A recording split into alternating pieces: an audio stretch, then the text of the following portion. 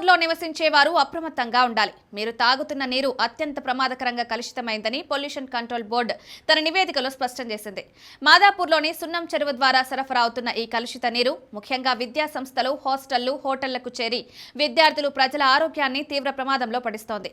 Pollution control board నిర్వహించిన పరీక్షలో నివ్వరపరిచే వాస్తవాలు వెలుగులోకి వచ్చాయి.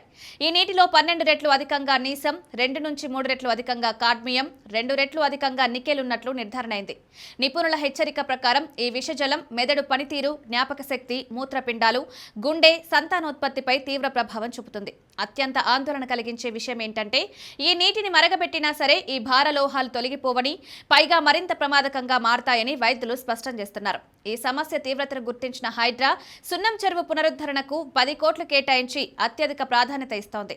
ప్రజల ఆరోగ్యం, భద్రతా దృష్ట్యా ప్రభుత్వ అధికారులు తక్షణమే చర్యలు తీసుకోవాలని, ఈ ప్రాణాంతక సమస్యకు శాశ్వత పరిష్కారం చూపాలని మాదాపూర్ ప్రజలు డిమాండ్ చేస్తున్నారు.